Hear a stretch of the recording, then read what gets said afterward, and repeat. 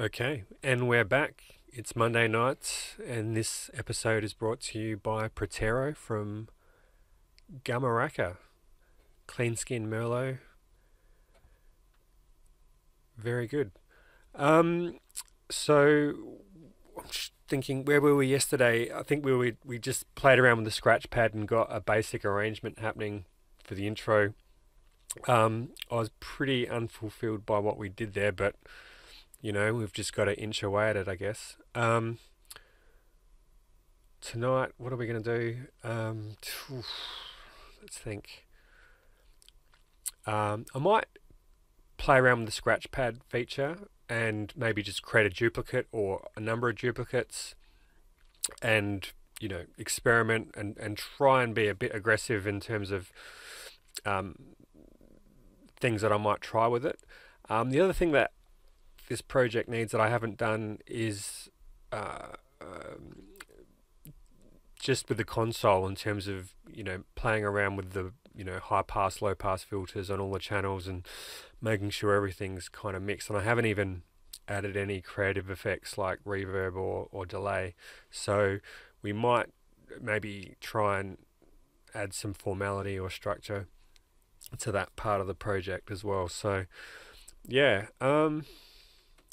yeah, well, that's enough of me talking, I guess. We'll just get into it and see where we end up after the next, I don't know what, 28 minutes and 15 seconds. So, all right, let's go.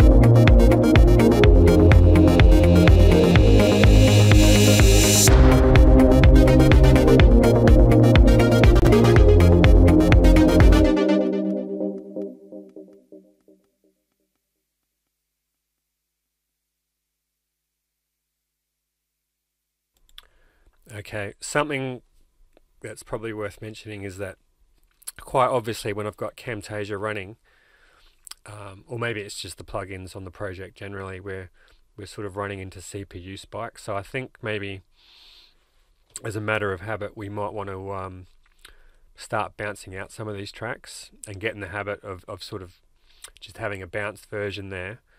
Um, I'm not even sure whether or not that includes the plugin chain in the render. We might want to discover that. And uh, yeah, maybe just get in the habit of having these things rendered and then being able to quickly sort of switch between the MIDI versions for editing and the bounced versions for, I guess, listening and I guess playing over the top of or jamming with the project generally. So I think that's worth a mention.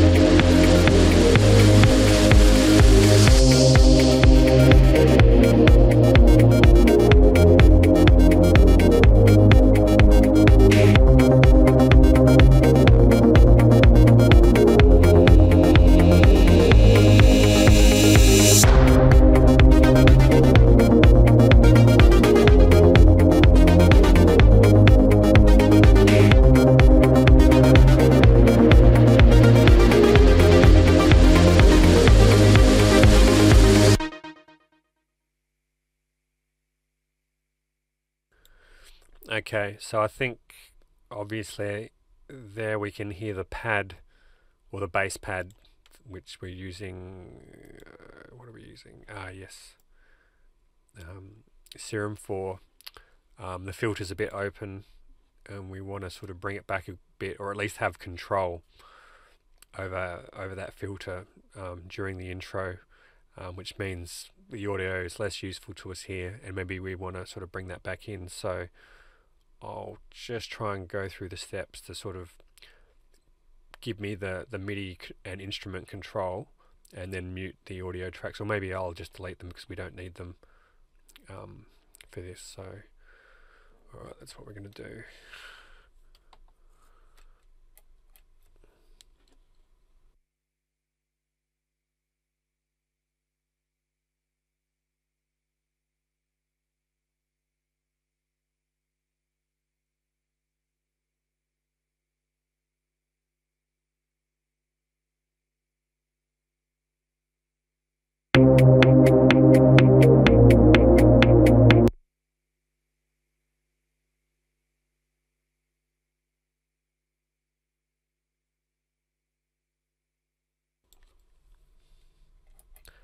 Okay, I think on this one we might want to add some automation.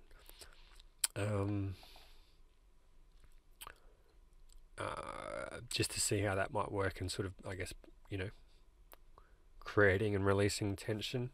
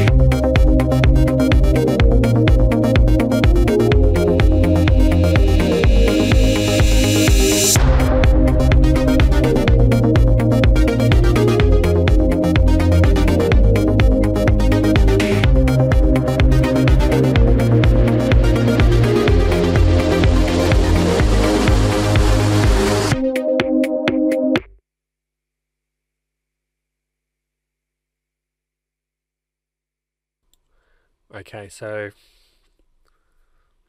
yeah, I mean, I guess we know how to do that now.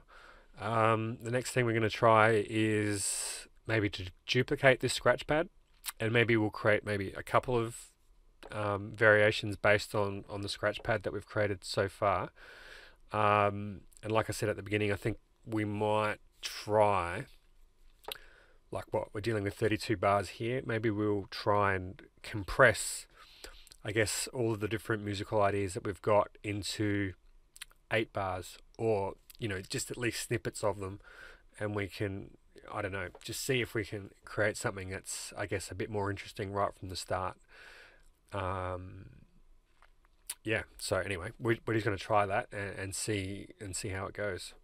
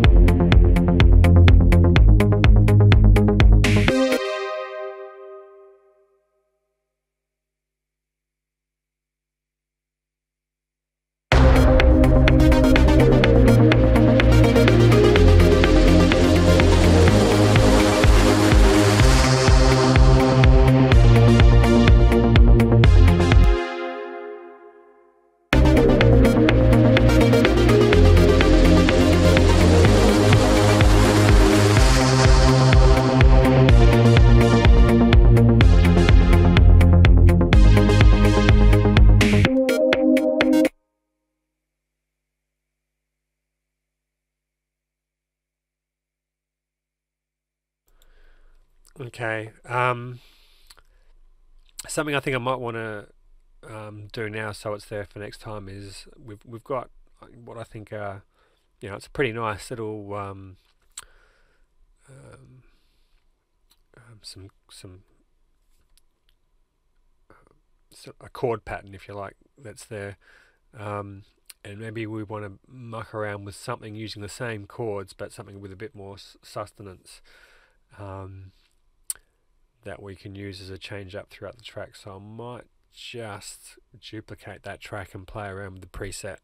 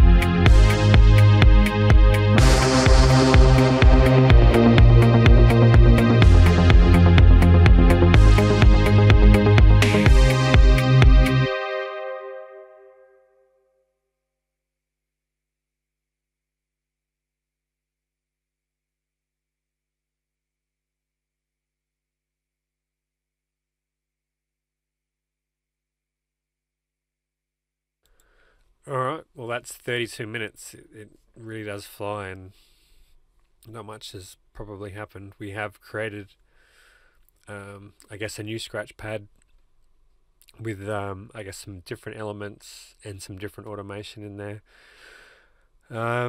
What has worked? It's hard to say. I mean, I guess we've tried a few things. We've I guess I tried to become a bit more comfortable with bouncing MIDI to audio, and then switching between the two.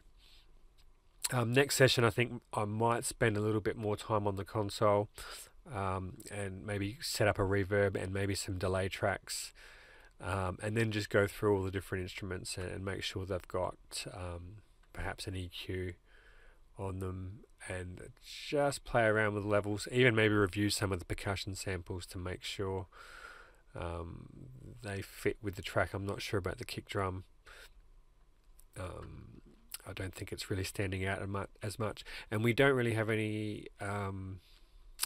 There's no sidechain or anything on any of the tracks at the moment as well, so we might want to see how putting an LFO tool or something like that on there might, um, sort of, give everything a little bit more room to breathe, and sort of, shine a bit. Maybe question if we're trying to put too many elements in specific sections. Um, who knows? I think, I'm notoriously slow for producing tracks, and having watched this, you probably understand why. But I guess we'll just try and be conscious of it, and try a few different things next time. Anyway, we'll see you tomorrow.